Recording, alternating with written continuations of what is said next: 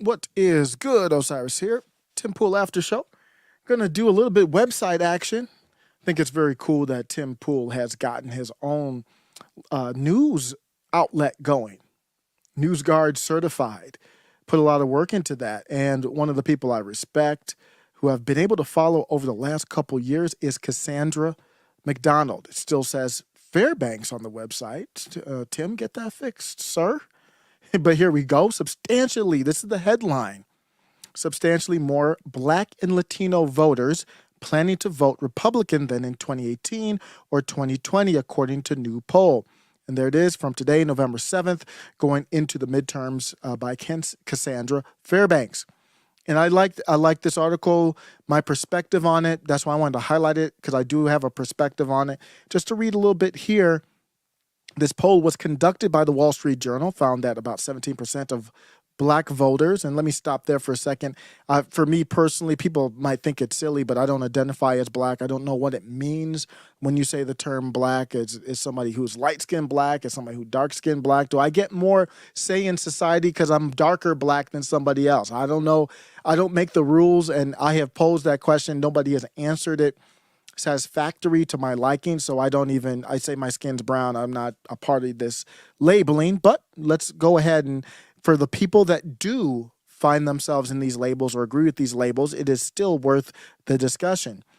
The Black voters, 17%, say they will vote with the GOP for Congress, which is up from roughly 8% who voted for a Republican in 2018. That is a significant increase. And when you look at trending, do you see that trend plateauing, going down, or going up even beyond this midterm going into 2024? I think this is just going up. I don't see any plateau here right now. Obviously, things can change quickly. Of the Latino voters, Democrats held a lead of 5%. That's not a lot because just in August, they had 11% lead. So that's crashing quickly. And I think there are certain things that hurt that when, a lot of the feedback from Latino voters that I heard was, for example, it sounds like a small thing, but it is very disrespectful when they say, I don't know what Latinx is. And then they not only don't stop using it, they keep using it more and basically say you're not really Latino. That's what, I forgot who it was down in Florida, I believe, came out and said, you're not really Latino if you vote Republican. So the same thing like Biden said, he ain't Black if you don't vote for me. Let me show you what my perspective is on this. When I look at it, I see Rush Limbaugh back. This is a clip that's going viral right now from Rush Limbaugh. Believe it or not, from 1993. His TV show was actually not that good. Rush is a legend on radio. His TV show was okay. I think this was from the TV show. I'm not sure. But here's the virtue signal. And I'm going to show how that ties into the voters, Latino, Black, or some of these other demographics as well. Why? Because I'm wearing these ribbons. I care more than any of you about anything. And these ribbons say so. I want you people sitting at home and you people in the audience, look down at your lapel right now. I want you to do this. Put the camera back on me. Do this. When you look down, what do you see? You don't see anything because you're not wearing any ribbons. It means you're a bigot. It means you're a racist. It means you're a sexist. It means you're a homophobe. It probably means you're a white guy. It probably means you're a European. And you alone are responsible for all the ills of America. But I'm not, because I'm wearing these ribbons.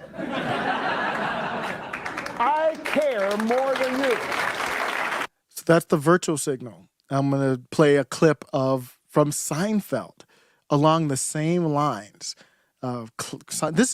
This clip exemplifies why Seinfeld was such a brilliant show, far ahead of its time. Cosmo Kramer. Okay, you're checked in? Yeah, thank you. Here's your AIDS ribbon. No thanks. You don't want to wear an AIDS ribbon? No. But you have to wear an AIDS ribbon. I have to? Yes. Yeah, see, that's why I don't want to. But everyone wears the ribbon.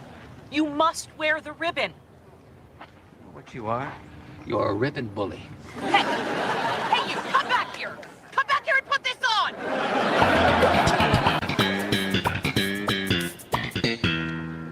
Hey, where's your ribbon? Oh, I don't wear the ribbon.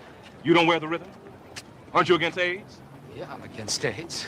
I mean, I'm walking on it. I just don't wear the ribbon. Who do you think you are? Put the ribbon on. Hey, Cedric, Bob, this guy won't wear a ribbon. Who? Who doesn't want to wear the ribbon? So, what's it going to be? Are you going to wear the ribbon? No, never. But I'm wearing the ribbon. He's wearing the ribbon. We are all wearing the ribbon. So why aren't you going to wear the ribbon? This is America. I don't have to wear anything I don't want to wear. What are we gonna do with him? I guess we're just going to have to teach him to wear the ribbon.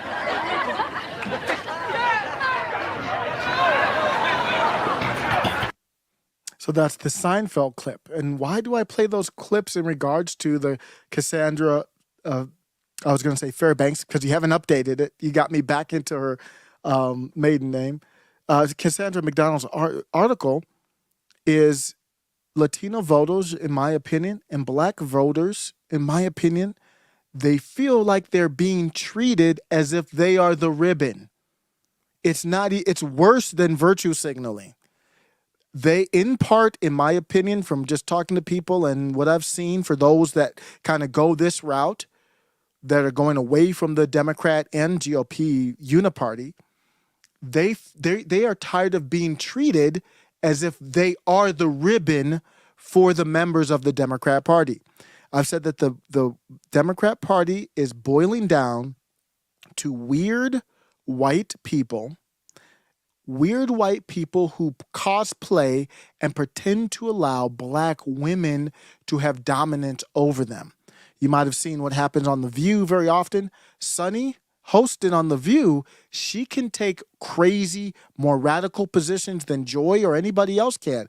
Whoopi can take more radical positions than anybody else can because of this intersectionality.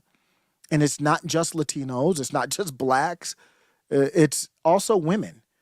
This is the gubernatorial candidate, the current governor for Michigan, and the gubernatorial candidate, potentially presidential or VP candidate as well.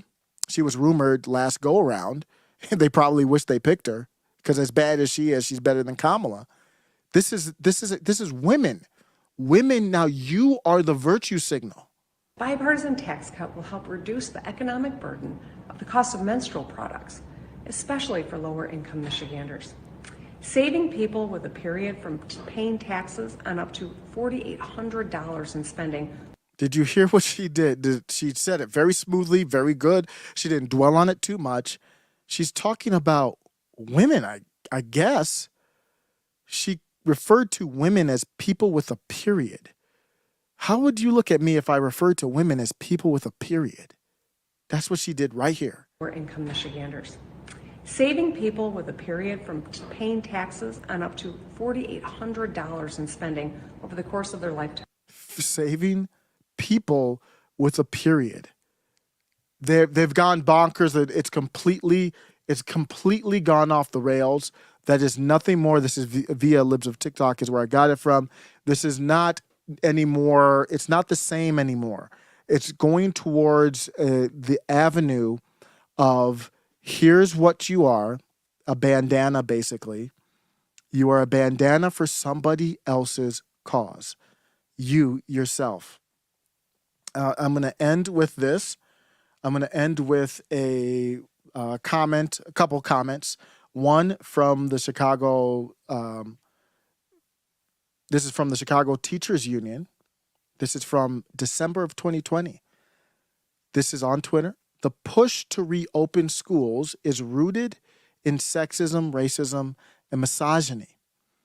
And that's one of those things you're going to file away in the cabinet of did not age well. Fran Dresser, though, gives us an idea. She is a leftist and how a classic liberal or how a common sense person on the left can act.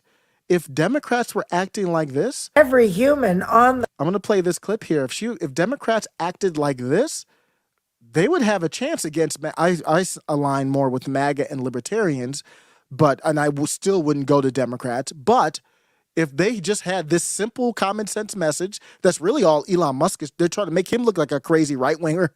Fran Dresser here is basically Elon Musk's take on kind of mandates. If they had more of this type of take on all topics, it would be a normal midterm. It wouldn't be this red tsunami. Let me know what you think. I'm going to leave you out with this clip. So to think that every human on the planet can take one vaccine is ludicrous. And to make that one vaccine the criteria for who is allowed to work, travel, dine, go to theater, etc., is an infringement on the Disabilities Act, the Freedom of Religion Act, and body sovereignty. We as a nation must be very careful that fear does not turn into fascism. When equal citizens stop being equal, when cards must be presented to identify whether you are included or excluded, we stand at a tipping point of an America I no longer recognize. And even though I myself am vaccinated, I must applaud Disney for taking the position not to vaccine mandate their sets any longer. The problem with discrimination is that there will always be good people who justify it because of an extreme condition. But it is those times especially when we must fight even harder to protect the sanctity of freedom for all and never succumb to an us versus them mentality. Above all else, freedom. Peace.